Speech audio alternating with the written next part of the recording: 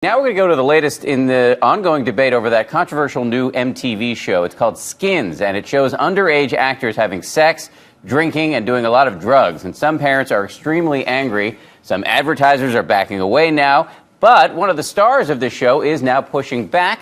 And our Mike Maruzars is on the story this morning. Sex, drugs, and rock and roll. At 15, we told you about the controversial MTV show Skins yesterday, and it didn't take long for you to hit our shout-out boards. "Take this off the air," screamed one poster. "It's teen porn, and MTV knows that it is." But another person argued, "Better your kids are home watching Skins than out doing drugs." Another concern and scandal surrounding the show, the age of the actors. Several Skins cast members are under the age of 18. Despite huge ratings, the show is doing damage control. One of its 18-year-old actresses told HDNet Skins deals with real teen issues. It's the way teenagers behave, I think, especially in in certain situations when you come from home lives that, your parents don't really support you or listen to you. The Parents Television Council is pressuring the show's advertisers, saying every single advertiser who sponsored the premiere episode of Skins is not only endorsing but glorifying teen drug and alcohol abuse. Taco Bell and GM already pulled their ads off the air, and more may follow. MTV has a long history of pushing the limits, and for now, it's standing by its new drama, saying we are confident that Skins will continue to connect with the audience it was created for, and that advertisers will take advantage of the opportunity to reach them. For Good Morning America, Mike Maruzars, ABC News. For more on Skins, we're joined by Dr. Michael Bradley, who's a child psychologist and author of a book called When Things Get Crazy with Your Teen. So, your advice is that parents should actually watch this show with their kids. You really think that's a good idea? Absolutely. Flip this thing around. Engage your enemy, sort of a thing.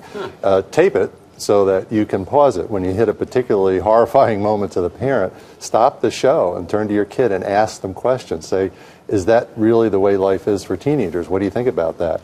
Get them to think about what they're seeing so they're better defended against the effects of this stuff that does change their behavior. I think for a lot of parents it's counterintuitive because they want to protect their kids at all costs from this sort of content. Yeah, good luck. That's the old days strategy. This is a new war.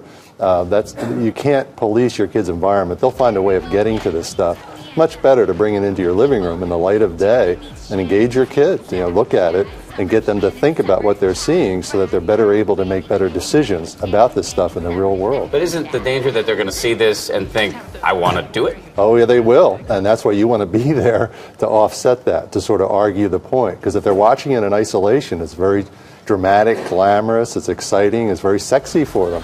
You have to be there to say, wait a minute, is that the way it really is? What are these people's lives truly like? Where does this go? Is there anything a parent could say in that context that would really deter their child once they've seen a glamorous depiction of this sort of lifestyle? It's not so much what you tell them, it's how you ask them questions. Get them to think about it themselves, to play the tape through. Like the drug scenes, where does that lead? Where are those kids going to be in 5 years? What have you seen out there? So you're really trying to get at your child's belief system. If you change a belief, you change the child, and then they're defended against what they see in the culture. MTV, and as you saw in that piece that Mike Maruzars brought us, MTV and one of the lead actresses are saying this is just a gritty depiction of the way things are. What's your response to that? It's not the way things are. It's like cop shows. They'll take a little slice of being a cop, which is typically pretty boring, and then they'll glamorize and dramatize that, make it look like it's 24/7.